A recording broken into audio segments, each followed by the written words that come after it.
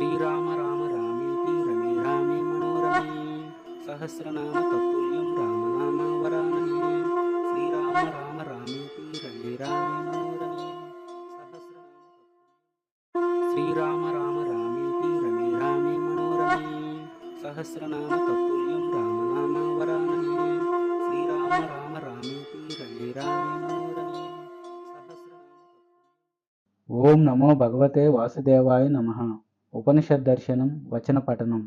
అథర్వ వేదాంతర్గత ఉపనిషత్తులలో 7వ ఉపనిషత్తులో 2వ భాగం అయిన నృసింహోత్తర తాపిన్యోపనిషత్. శ్లోకం: నృసింహోత్తర తాపిన్యాం తుర్యతుర్యాత్మకం మహః పరమాద్వైత సామ్రాజ్యం ప్రత్యక్షముపలభ్యతే. ప్రథమ ఖండః. ఒకనాడు ప్రజాపతి దగ్గరికి వెళ్ళి, దేవతలందరూ ప్రభు, అణువు కన్నా పరమాణువైన ఈ ఆత్మ గురించి, అలాగే ఓంకారాన్ని గురించి మాకు చెప్పు అని ప్రార్థించారు. ప్రజాపతి వారికి ఇలా చెప్పాడు: దేవతలారా, ఓం అనే ఒక్క అక్షరమే ఈ సకల ప్రపంచం. భూత వర్తమాన భవిష్యత్ కాలాలు ఆ ఓంకారమే, అదే సర్వస్వం. దేవతలారా, త్రికాలాతీతంగా ఉన్నదేదో అదే ఓంకారం. ఈ ప్రపంచమంతా బ్రహ్మమే, అలాగే ఆత్మ కూడా బ్రహ్మమే. ఈ ఆత్మని ఓం అనే బ్రహ్మతో ఐక్యం చేసి, బ్రహ్మని ఆత్మని ఓంకారాన్ని ఏకం చేసి, అద్వితీయమైనది, అజరామరమైనది, అమృతమయమైనది, అభయమైనది ఆ ఓంకారం అని భావించి, దానిలోనే ఈ సర్వాన్ని, శరీరత్రయాన్ని అనగా స్థూల సూక్ష్మ కారణ దేహాలు ఆరోపించి, అది తన్మయమై అని దాన్ని ఉపాసించాలి. ఈ 3 రకాల శరీరాల్ని ఓంకారంగా భావించి, తన ఆత్మని 3 శరీరాల్ని పరబ్రహ్మలో అనుసంధానించాలి. ఈ ఆత్మ స్థూలమైనది, స్థూల బుక్కుగా ఉన్నది, అలాగే సూక్ష్మమైనది, సూక్ష్మ బుక్కు అవ్వటం వల్ల, ఏకంగా ఆనందభోగంగా ఉండటం వల్ల ఇది చతుష్పాత్తుగా అనగా 4 పాదాలుగా వ్యవహరించబడుతోంది. 1. జాగరిత స్థానం కలిగినవాడు, స్థూల ప్రజ్ఞుడు, సప్తాంగుడు, ఏకోనవింశతి అనగా 19 ముఖాలు కలిగినవాడు, స్థూల బుక్కు, చతురాత్మ విశ్వుడు, వైశ్వానరుడు, వీరంతా ఆత్మకి మొదటి పాదం. స్వప్న స్థానం కలిగినవాడు, సూక్ష్మ ప్రజ్ఞుడు, సప్తాంగుడు, ఏకోనవింశతి అనగా 19 ముఖుడు, సూక్ష్మ బుక్కు, చతురాత్మ, తైజసుడు, హిరణ్యగర్భుడు అనేవారు ఆత్మకి 2వ పాదం.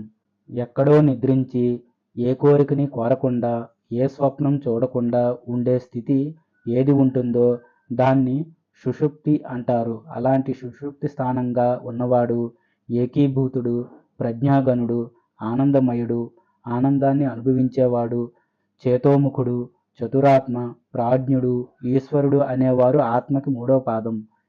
ఇతడే సర్వేశ్వరుడు, సర్వజ్ఞుడు, అంతర్యామి. ఇతడే సకల జగత్తుకి కారణభూతుడు. సృష్టి లయం 2 ఈయన వల్లే జరుగుతున్నాయి. ఈ సుషుప్తి, స్వప్నం అనే ఈ 2 మాయ మాత్రమే. చిదేక రసుడైన వాడు ఆత్మ. ఇక 4వ వాడు అనగా చతురాత్మ తురీయంతో పూర్తవటం వల్ల, అనుజ్ఞత, అనుజ్ఞ అనే వికల్పం వల్ల 3 ఒక్కచోటే ఉంటాయి. సుషుప్తి, స్వప్నం అనేవి మాయా మాత్రమై చిదేక రసుడైన వాడి ఆత్మగా మారుతాయి. ఇదే ఆదేశం, అద్వైతం చతురార్ధపాదంగా చెప్పబడింది. ఇది స్థూల ప్రజ్ఞం, సూక్ష్మ ప్రజ్ఞం, ఉభయ ప్రజ్ఞం, ప్రజ్ఞం, అప్రజ్ఞం, ప్రజ్ఞాగణం కాదు. ఇది అదృష్టం అనగా కనపడనిది, అవ్యవహారం, అగ్రాహ్యం, అలక్షణం, అచింత్యం, అవ్యపదేశం, అలాగే ఏకాత్మ ప్రత్యయసారమైనది. ఇంకా జగత్తుకు ఉపశమనం కలిగించేదిగా, శాంతమైనదిగా, శివమైనదిగా కీర్తించబడింది. ఇలాంటి ఆత్మ ఈశ్వరగ్రాసుడైన తురీయుడు తెలుసుకోదగినవాడు. ద్వితీయః ఖండః. ఈ ఆత్మ తాను మేల్కొన్నప్పుడు స్వప్న సుషుప్తి అవస్థలు లేనివాడిగా, స్వప్నంలో జాగృత అవస్థలో సుషుప్తి లేనివాడిగా, సుషుప్తిలో ఉన్నప్పుడు జాగృత్ స్వప్నావస్థలు లేనివాడిగా, తుర్యావస్థలో జాగృత్ స్వప్న సుషుప్తి అవస్థలు 3 లేనివాడిగా నిత్యానందం పొందుతూ ఏకంగా ఉంటాడు. ఈ ఆత్మ నేత్రేంద్రియానికి అనగా కళ్ళకి ద్రష్టగా ఉంది. అదేవిధంగా శ్రోత్రేంద్రియానికి అనగా చెవులకి, వాగేంద్రియానికి అనగా నోరు, మనసుకి, బుద్ధికి, ప్రాణానికి, తమస్సుకి అనగా చీకటికి, ఈ సమస్తానికి ద్రష్టగా ఉంది. ఇలా ఉన్నందువల్లే ఆత్మ అనేది సమస్త సృష్టి కన్నా విలక్షణంగా చెప్పబడింది. ఇది కళ్ళకి, చెవులకి, మాటకి, మనసుకి, బుద్ధికి, ప్రాణానికి, తమస్సుకి, ఈ సర్వానికి సాక్షిగా కూడా ఉంది. కనుక ఇది ఎలాంటి మార్పులు లేనిదిగా, మహా చైతన్యవంతమైనదిగా చెప్పబడింది. సకల జగత్తు కన్నా ప్రియతమైనది, ఆనంద ఘనమైనది, అన్నిటికన్నా ముందు ఎంతో గొప్పగా ప్రకాశించేది, అజరం అనగా వార్ధక్యం లేనిది, అభయం, అమృతం అయిన పరబ్రహ్మని పొందే మాయతో 4 పాదాలతో ఉన్న ఓంకారాన్ని ఏకం చేయాలి.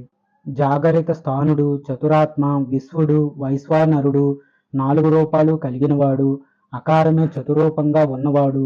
అలాంటి ఈ అకారం స్థూల సూక్ష్మ బీజాక్షులైన అకార రూపాలతో మొదటిసారి కలవటం వల్ల అది స్థూలం, సూక్ష్మం, బీజం సాక్షి అవటం వల్ల ఆ ఓంకారం అన్నిటికీ ఆది అవుతుంది.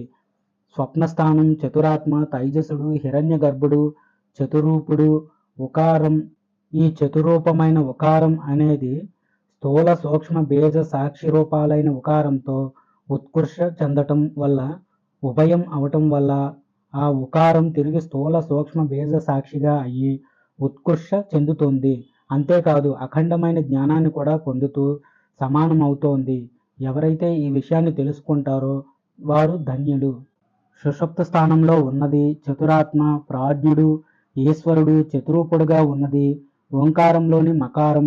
4 రూపాలతో కూడుకున్న ఈ మకారం కూడా స్థూల సూక్ష్మ బీజ సాక్షులతో కొలవబడటానికి గాని, కలిసి ఉండటానికి గాని తనదై ఉంటుంది.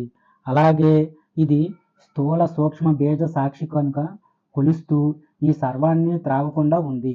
ఈ విషయాన్ని ఎవడు తెలుసుకుంటాడో వాడు ధన్యుడు. మాత్రలనేవి ప్రతి మాత్రల్ని చేస్తాయి. తురీయుడిగా ఉన్న ఈశ్వరగ్రాసుడు ఎవడైతే ఉన్నాడో అతడే స్వరాట్టు. ఆయన స్వయంగా ఈశ్వరుడు, స్వప్రకాశుడు, చతురాత్ముడు, అనుజ్ఞా వికల్పాలతో ఉన్న ఈ ఆత్మ గుచ్చబడినట్టుగా ఉన్నాడు. ఈ సకల ప్రపంచం అంత్యకాలంలో కాలాగ్ని సూర్యుడు అనే అస్త్రాలతో అనుజ్ఞాతుడవుతుంది. ఈ ఆత్మ అనేది సర్వానికి తన ఆత్మనిచ్చి ఈ సర్వాన్ని స్వాత్మగా చేస్తుంది. సూర్యుడు రావటంతోనే చీకటి కనిపించకుండా పోతుంది. ఆత్మ చిద్రూపుడు లాంటిది.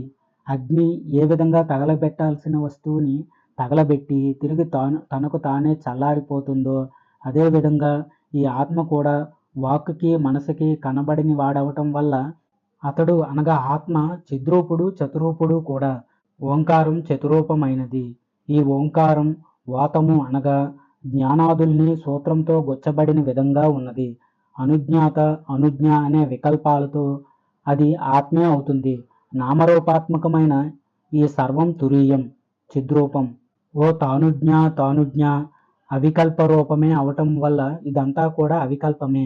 ఇక్కడ విషయభేదమేదీ లేదు.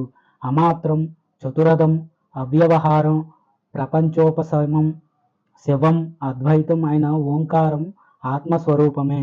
ఆ ఆత్మలో ప్రవేశిస్తుంది. అనుష్ఠుభ మంత్రరాజమైన నారసింహ మంత్రం ద్వారా ఎవడి విషయాన్ని గురించి తెలుసుకుంటాడో అలాంటి వీరుడిని తురీయుడిగా భావించాలి.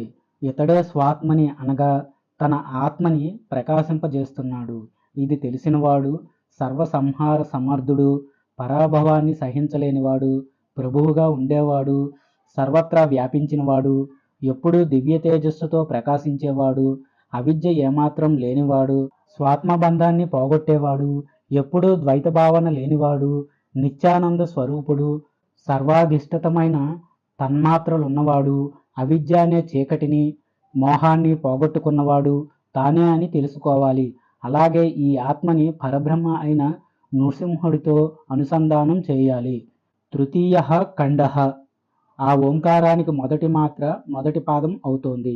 అలాగే రెండో మాత్ర రెండో పాదంగా, మూడో మాత్ర మూడో పాదంగా, నాలుగో మాత్ర ఓ తానుజ్ఞా వికల్పంగా అవుతోంది. దానితో తురీయమైన చతురాత్మను వెతికి 4వ పాదంతో మననం చేస్తూ దాన్ని గ్రహింపచేయాలి. ఇలా చేసిన ఓంకారానికి మొదటి మాత్ర పృథివీ. అకారం రుక్కులతో కూడిన ఋగ్వేదం, బ్రహ్మ, అష్టవసువులు, గాయత్రి ఛందస్సు, గార్హపత్యం ఇవన్నీ కలిసి ప్రణవానికి మొదటి పాదాలు అవుతాయి. ఓంకారంలోని 4వ పాదంలో చతురాత్మ అనేది స్థూల సూక్ష్మ బీజ సాక్షులతో ఉంటుంది. ఇక ఓంకారం రెండో మాత్ర అంతరిక్షం. ఇది ఉకారం. యజస్సుతో కూడిన యజుర్వేదం, విష్ణు, రుద్రులు, త్రిష్టప్ ఛందస్సు, దక్షిణాగ్ని ఇవన్నీ కలిసి దానికి రెండో పాదంగా ఉంటాయి. మూడో మాత్ర ద్యులోకం. ఇది మకారం, సామాలతో కూడిన సామవేదం. రుద్రులు, ద్వాదశ ఆదిత్యులు, జగతి ఛందస్సు, అహవనీయాగ్ని ఇవన్నీ కలిసి ఓంకారానికి మూడవ మాత్రగా ఉంటాయి. ఇందులో ఉన్న 4 పాదాలు స్థూల, సూక్ష్మ, బీజ సాక్షులతో కలిసి చతురాత్మ అవుతాయి. ఓంకారంలోని 4వ మాత్ర అర్ధమాత్ర. అది సామలోకం. ఈ ఓంకారం అధర్వణంలో కూడుకున్నందువల్ల అది అధర్వవేదం, సంవర్తకం, అగ్ని, మరుత్తులు, విరాట్, ఏకర్షిగా ప్రకాశిస్తోంది. అదే ఓంకారం యొక్క 4వ పాదం. ఇలా ఓంకారం అన్ని పాదాలలో స్థూల, సూక్ష్మ, బీజ సాక్షులతో కలిసి చతురాత్మగా ఉంటుంది. ఈ ఓంకారంలోని మాత్రల్ని ప్రతిమాత్రలుగా చేసి ఓతానుజ్ఞాత్రనుజ్ఞా వికల్పంగా దాన్ని భావిస్తూ ఉండాలి. ఈ విషయాన్ని గ్రహించిన వాడు అమరుడు, హుతమైన జ్ఞానం కలిగినవాడు, శుద్ధుడు, సంవిష్టుడు, నిరగ్నుడుగా గ్రహించాలి. ఇతన్ని అనగా ఓంకారాన్ని నియమబద్ధంగా దర్శించిన వాడు ప్రపంచహీనుడవుతాడు. ఇంకా చెప్పాలంటే వాడు సకలుడు, సాధారణుడు, అమృతమయుడు. అతన్ని చతురాత్మ మహాపీఠంతో కూడుకున్న చతుష్పాదాత్ముడైన అనగా 28 చతురాత్ముడిగా భావించి మూలాగ్నిలో అగ్నిరూపమైన ఓంకారాన్ని సంధానం చేయాలి. అలాగే సప్తాత్మ, చతురాత్మ, బ్రహ్మ అయిన ఆకారాన్ని నాభిలో, 2 సప్తాత్మ, చతురాత్మ, విష్ణువైన ఆకారాన్ని హృదయంలో, 3 సప్తాత్మ, చతురాత్మ, రుద్రుడైన ఆకారాన్ని భ్రూ అనగా కనుబొమల మధ్యస్థానంలో, 4 సప్తాత్మ, చతురాత్మ, చతుస్తాత్మ అనగా 28 ఓంకార స్వరూపుడైన సర్వేశ్వరుడిని ద్వాదశాంతంలో, 5 సప్తాత్మ, చతురాత్మ, చతుస్తాత్మ అయిన ఆనందామృత రూపాన్ని షోడశాంతంలో అనుసంధానం చేయాలి. ఆ తర్వాత సాధకుడు ఆనందామృతంలో వీరిని 4 విధాలుగా అర్చించాలి. అదేవిధంగా బ్రహ్మ, విష్ణు, రుద్రుల్ని, అలాగే విభక్తుల్ని అనగా విడిచి వెళ్ళిపోయిన వారిని, అవిభక్తుల్ని, లింగరూపాల్ని పూజించాలి. తరువాత 4 రకాలైన ఉపహారాలతో అనగా కానుకలతో లింగం నుంచి వారిని ఉపసంహరించి తేజస్సుతో శరీరత్రయాన్ని అనగా స్థూల, సూక్ష్మ, కారణ బాగా వ్యాపించేలా చేసి ఆత్మని దానికి అధిష్టానంగా ప్రకాశింపజేసి అలా ప్రకాశింపజేసిన తేజస్సుని ఆత్మ చైతన్య స్వరూపాన్ని బలంగా నిలద్రొక్కాలి. తరువాత గుణాలతో ఐక్యతను సంపాదించి మహాస్థూలాన్ని మహాసూక్ష్మంలో, అలాగే మహాసూక్ష్మాన్ని మహాకారణ దేహంలో సంహరించి అనగా లయం చేసి మాత్రలతో ఓతజ్ఞాత్రనుజ్ఞ వికల్ప రూపాన్ని ధ్యానిస్తూ గ్రహింపచేయాలి. చతుర్దహ ఖండః.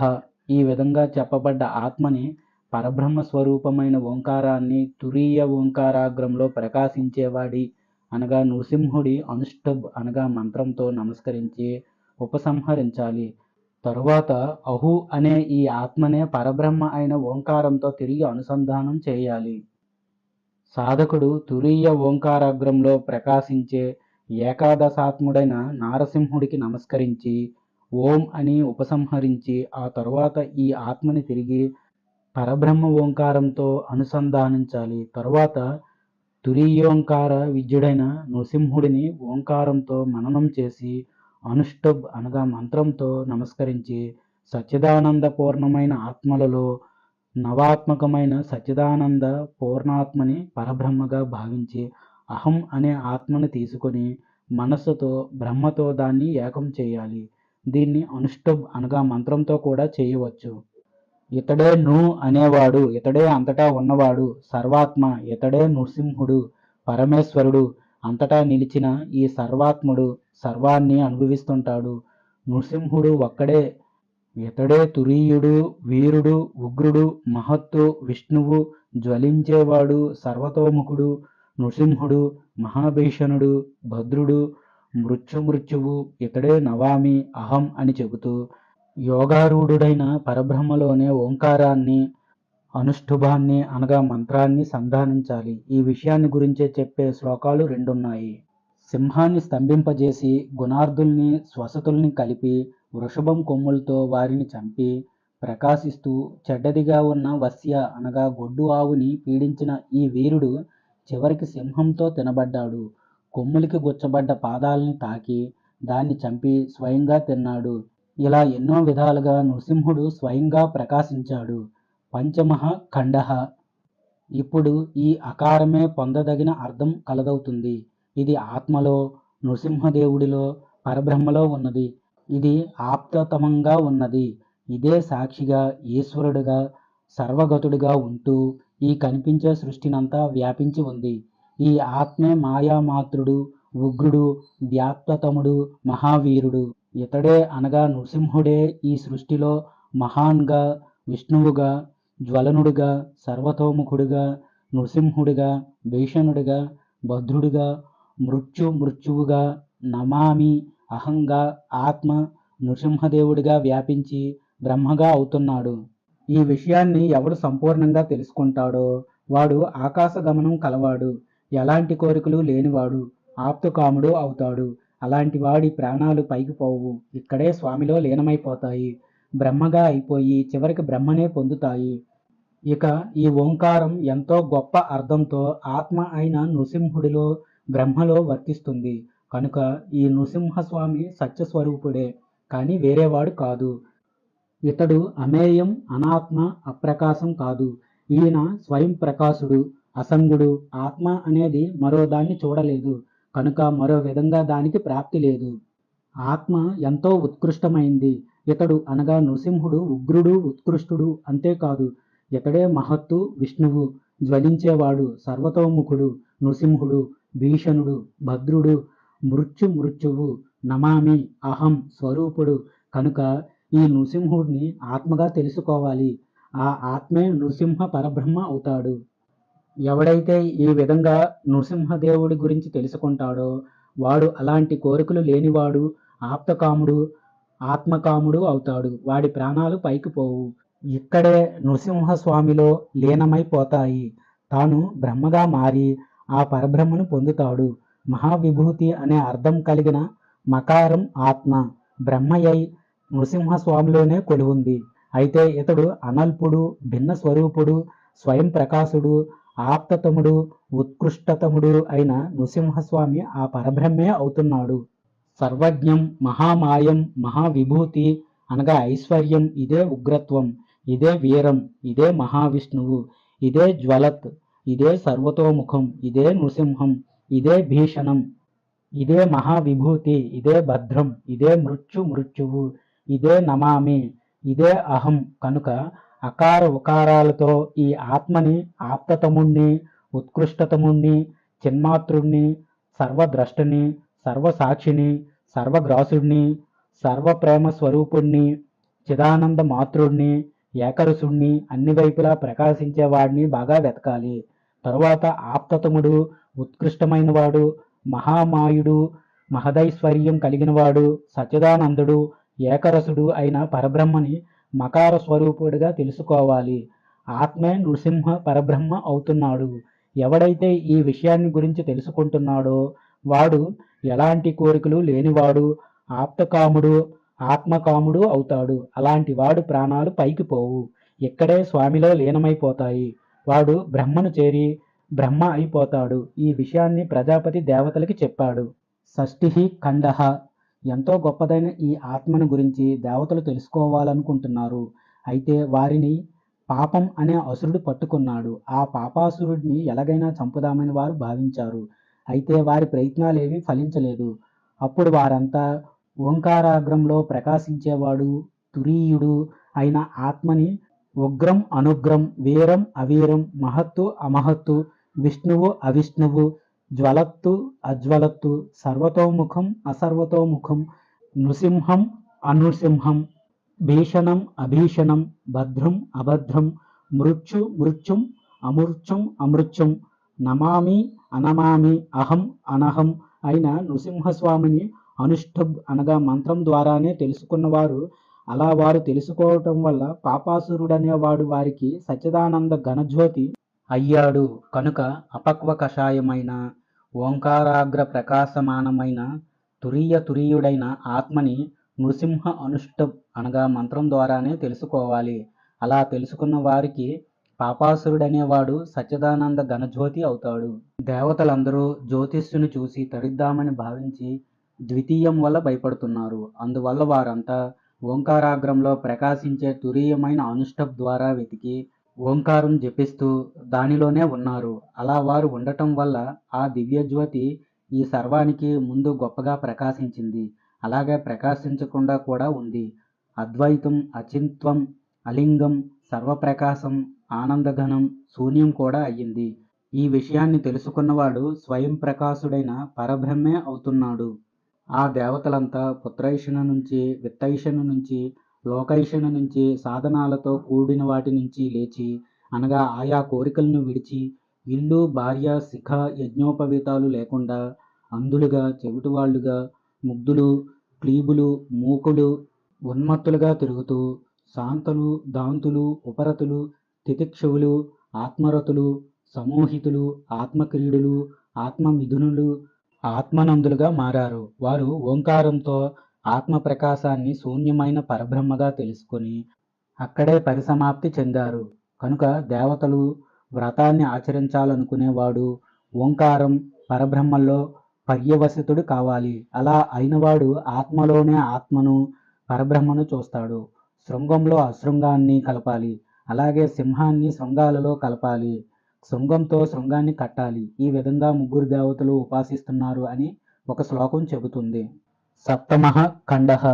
దేవతలు తిరిగి ప్రజాపతితో, భగవన్, మాకింకా మరిన్ని విషయాలు చెప్పు అని అడిగారు. ప్రజాపతి సరేనని వారికిలా చెప్పటం ప్రారంభించాడు. జన్మ లేనివాడు, మరణం లేనివాడు, వార్ధక్యం లేనివాడు, శోకం లేనివాడు, ఆకలి దప్పికలు లేనివాడు, మోహం లేనివాడు, ద్వైత భావన లేనివాడు ఆత్మ. కనుక అకారంతో ఈ ఆత్మను వెతకాలి. అది ఉత్కృష్టం, ఉత్పాదకం, దుష్ట్రవేష్టం, ఉద్ధాపయిత, ఉద్దృష్ట, ఉత్కర్త, ఉత్పాదవారకం, ఉద్గ్రాసం, ఉద్భ్రాంతం, ఉత్తీర్ణ వికృతం. కనుక ఉకారంతో ఆ ఆత్మని, పరబ్రహ్మని, నృసింహస్వామిని వెతికి అకారంతో ఈ ఆత్మని, ఉకారాన్ని, పూర్వార్ధాన్ని నృసింహంగా చేసి ఉత్తరార్ధంతో ఆ సింహాన్ని ఆకర్షించాలి.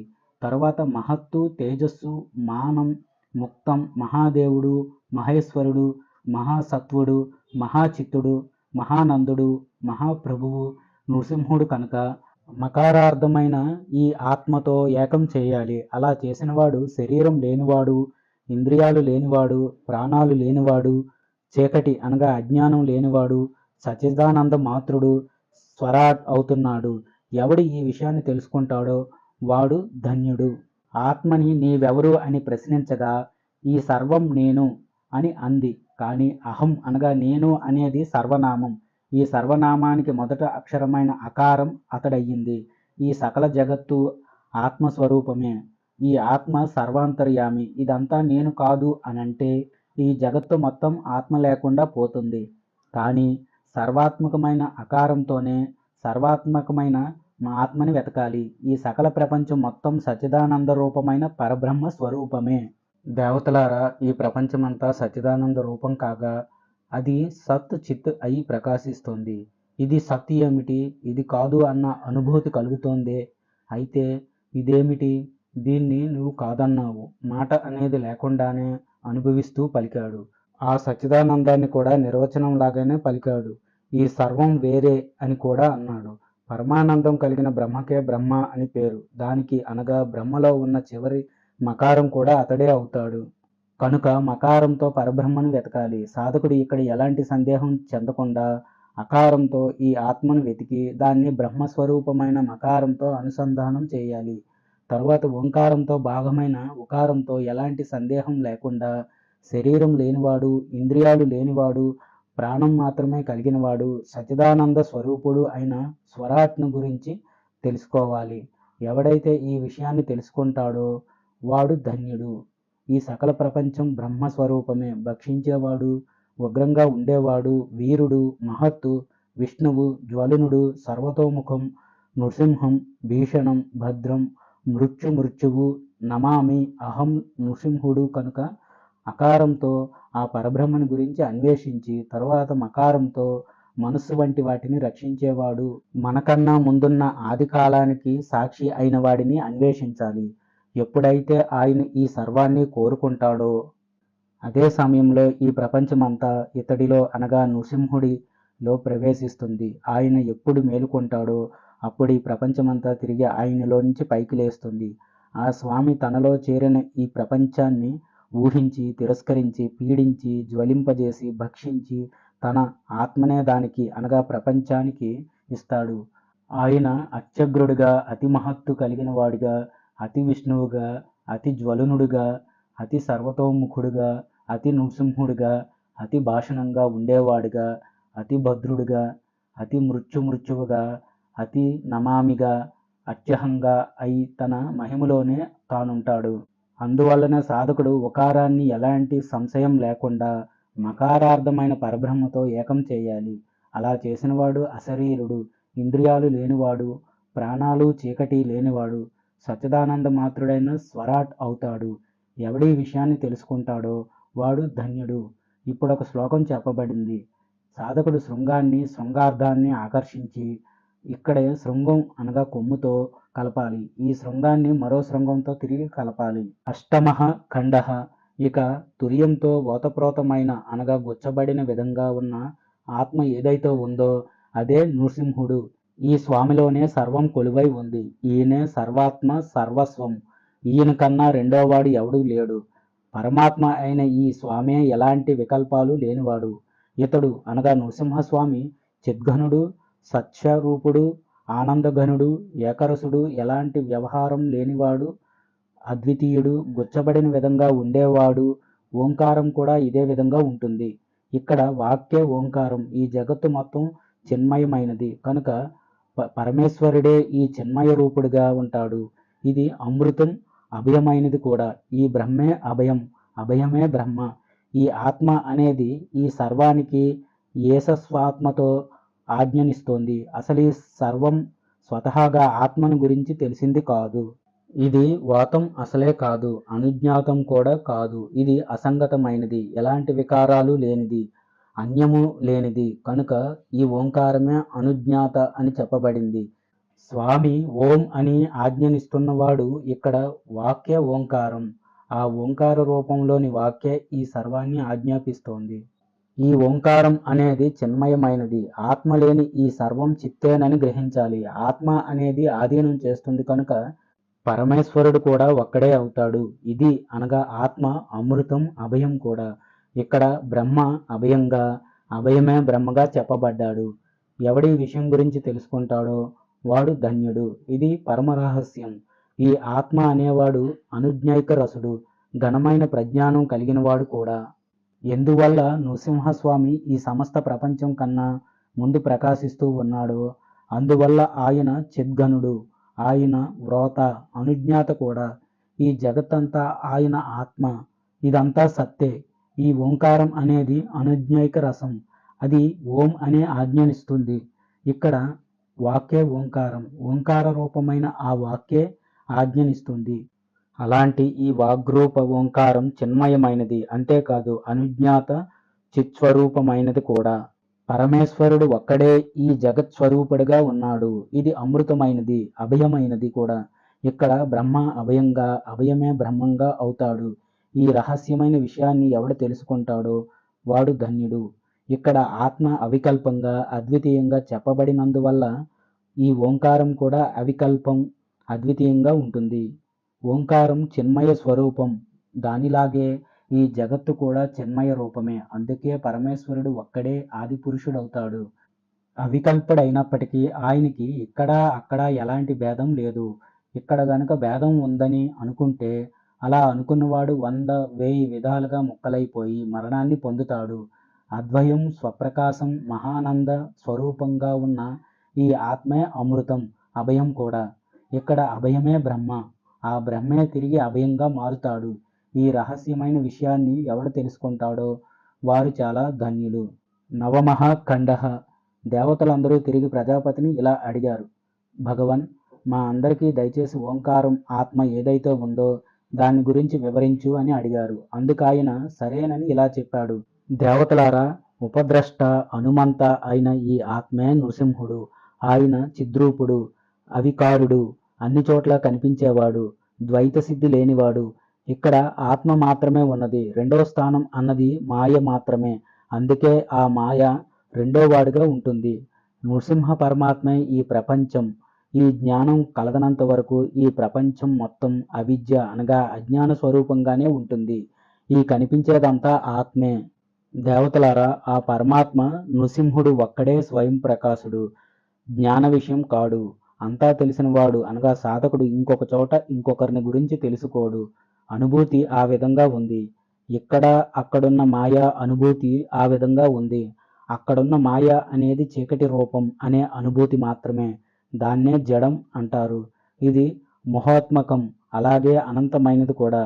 ఈ నృసింహ రూపం ఈ ఆత్మకి వ్యంజకంగా అనగా ఉన్నది ఉన్నట్టు తెలియజేసేదిగా ఉంటుంది. నిత్య నివృత్తుడైన పండితుల చేత ఆత్మ ద్రష్టగా మారి సత్వాన్ని అసత్వాన్ని చూపిస్తుంది. సిద్ధత్వం అసిద్ధత్వం వల్ల స్వతంత్రం అస్వతంత్రం చేత ఈ మాయా వట అనగా మర్రి చెట్టు బీజంలో ఎన్నో వటవృక్షాల శక్తి ఉన్నట్టుగా, అనగా ఒక మర్రి చెట్టు విత్తనం సజాతీయమైన ఎన్నో మర్రి చెట్లని తిరిగి విత్తనాలతో సహా పుట్టించి అది పూర్ణమై ఉన్నట్టు ఈ మాయ కూడా తనకన్నా వేరు కాని అనగా సజాతీయమైన పూర్ణమైన క్షేత్రాలను చూపించి అందరికీ జీవ ఈశ అనే అభాస కల్పిస్తోంది. ఇక్కడ మాయ అనేది స్వయంగా అవిద్య అవుతోంది. దేవతలారా, ఈ మాయ ఎంతో చిత్రమైంది, ఎంతో దృఢమైంది కూడా. దానికి ఎన్నో మొలకలున్నాయి. స్వయంగా అది గుణాలతో భిన్నమైన అంకురాల అనగా మొలకలతో కలిసి గుణభిన్నగా మారింది. ఆత్మ అన్ని చోట్ల బ్రహ్మ విష్ణు శివరూపాలు కలిగింది. ఎంతో గొప్ప చైతన్యంతో అది ప్రకాశిస్తుంది. కనుకనే ఆత్మకి త్రైవిధ్యం అనేది కలిగింది. అది అన్నిటికీ కారణభూతమైనది. ఇతడు అభిమంత అనగా అభిమానం కలిగినవాడు జీవుడు. ఈశ్వరుడు నియంత, సర్వంలో అహం అనే అభిమానం కలిగినవాడు. హిరణ్య గర్భుడు స్త్రీ స్వరూపుడు, ఈశ్వరుడులా వ్యక్త చైతన్యం కలిగినవాడు, ఈ సర్వంలో ఉన్నవాడు. ఇలాంటి ఈశ్వరుడు క్రియాత్మ, జ్ఞానాత్మ, అలాగే సర్వం సర్వమయం అయినవాడు. అన్ని రకాల అవస్థల్లో జీవులందరూ సర్వమయులే అయినప్పటికీ వారు అల్పులు. ఈ ఈశ్వరుడు అనేవాడే భూతాల్ని, ఇంద్రియాల్ని, విరాట్ని, దేవతల్ని, కోశాన్ని సృష్టించి వాటిలో ప్రవేశించి మూఢత్వం కలిగినవాడు కానప్పటికీ మూఢుడిలాగా మాయతో వ్యవహరిస్తున్నాడు. కనుక ఈ ఆత్మ అనేది అద్వితీయమైనదని గ్రహించాలి. పరమాత్మ నిత్యుడు, సన్మాత్రుడు, శుద్ధుడు, బుద్ధుడు, ముక్తుడు, నిత్యుడు, నిరంజనుడు, విభువు, అద్వయానందం కలిగినవాడు, పరుడు, ప్రత్యక్ ఏకరసం కలిగినవాడు. ఇలాంటి ప్రమాణాల ద్వారా తెలియబడేవాడు సత్తుతో కూడుకున్నందువల్ల ఈ సర్వం సత్తే. ఇక్కడ ముందుగా సిద్ధమై ఉన్నవాడు బ్రహ్మ. ఇక్కడ ఏదీ కూడా అనుభవించబడదు. విద్యానుభవాత్ముడు, స్వయం ప్రకాశం కలిగినవాడు, సర్వానికి సాక్షిగా ఉన్నవాడు, అవిక్రియుడు, అద్వయుడు అయిన బ్రహ్మ విషయం గురించి చూడండి. ఇక్కడ కూడా అసత్తు కానిది సత్తుగా ఉంది. ఇది ఇంతకు ముందే ఎలాంటి కారణం లేకుండా స్వాత్మలోనే ఉంది. ఆనందంగా, చిద్ఘనంగా, సిద్ధంగా, అసిద్ధంగా ఉన్నది విష్ణువే. అతడే ఈశ్వరుడు, అతడే బ్రహ్మ, మిగిలిన సర్వం అతడే. పరమాత్మ సర్వగతుడు, సర్వస్వరూపుడు. కనుక ఆయన శుద్ధుడు, అబాధ్య స్వరూపుడు, బుద్ధి సుఖ స్వరూపుడుగా కూడా ఉన్నాడు. ఒకప్పుడు ఆత్మ అనేవాడు తన మహిమతో ఎలాంటి ఆపేక్ష లేకుండా ఒక్కడే ఉండి అన్నిటికీ సాక్షిభూతుడై స్వయం ప్రకాశుడై ఉన్నాడు.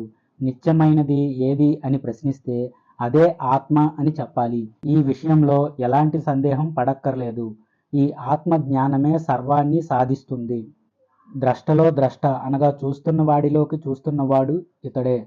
ఆయనే సాక్షిభూతుడు, అవిక్రియుడు, సిద్ధుడు, ఎలాంటి దోషాలు లేనివాడు. బాహ్యాంతరాల్లో అనగా బయట లోపల చూడటం వల్ల బాగా స్పష్టంగా కనిపించేవాడు, చీకటికి దూరమైన వాడు, కనిపించేవాడు, కనిపించనివాడు, ఎలాంటి వ్యవహారాలు లేనివాడు, అల్పుడైనప్పటికీ అల్పుడు కానివాడు, సాక్షిభూతుడు, ఎలాంటి విశేషం లేనివాడు, అనన్యుడు, సుఖదుఖాలు లేనివాడు, అద్వయుడు, పరమాత్మ, సర్వజ్ఞుడు, అనంతుడు, అభిన్నుడు, ఎప్పుడూ జ్ఞానాన్ని కలిగించేవాడు, మాయా సంపర్కం వల్ల జ్ఞానాన్ని కోల్పోయినవాడు, స్వప్రకాశుడు. ఆయన ప్రకాశం వల్లనే మీరంతా కనబడ్డారు అన్నాడు ప్రజాపతి. అప్పుడు దేవతలు, ఓ భగవన్, అద్వితీయంతో ద్వితీయం అనేదే లేదా, మీరే చెప్పండి అన్నారు. ఎవరైనా చూపబడితే ఆత్మజ్ఞానులు కారు, సంగమైన ఈ ఆత్మే లేదు. మీరంతా స్వయం ప్రకాశులు కదా, సంవిన్మయం అవటం వల్ల ఈ జగత్తంతా సత్తే అని గ్రహించాలి. అయితే మీరు దాన్ని కాదంటున్నారు, మేమంతా అసంగులం అంటున్నారు. ఎలా చూస్తున్నారు అని అడిగితే మీరు మాకు తెలియదన్నారు. అప్పుడు మీరే స్వయం ప్రకాశకులున్నను ఆశ్చర్యపోకండి. మీరిద్దరూ ముందు బాగా ప్రకాశించేవారు. ఆ వ్యవహారాన్ని అద్వయం అంటారు. అసలు ఈ ఆత్మ అనేది తెలియబడిందా లేదా అని ప్రజాపతి అంటే, అది అవిదితం కన్నా పరమైనది అనగా తెలియబడింది అని చెప్పారు దేవతలు. తిరిగి ప్రజాపతి వారితో ఇలా అన్నాడు: దేవతలారా, ఈ బ్రహ్మ అద్వయుడు. అందుకే బ్రహ్మం అనేది నిత్యం, శుద్ధం, ముక్తం, సత్యం, సూక్ష్మం, పరిపూర్ణం, అద్వయం, సచ్చిదానందం, చిన్మాత్రంగా ఉన్నది. ఆత్మ అనేది ఎవరి చేత వ్యవహార్యమైనది కాదు. ఈ ఆత్మనే మీరు పూర్వం ఓంకారంగా చూశారు. ఆత్మ సత్యమైనది. ఈ బ్రహ్మనే బ్రహ్మాత్మ అంటారు. ఈ విషయంలో ఎలాంటి సందేహం పడక్కర్లేదు. ఈ విషయంలో సత్యమైన దాన్నే పండితులు చూశారు.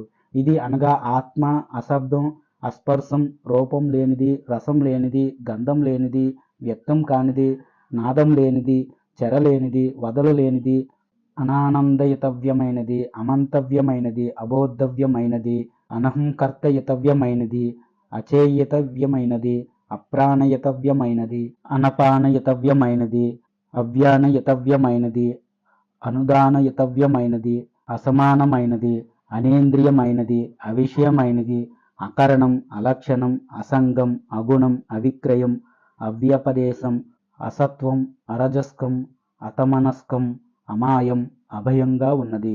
అది ఉపనిషత్తుల చేత మాత్రమే తెలుసుకోదగింది, ఎంతో గొప్పగా ప్రకాశించేది.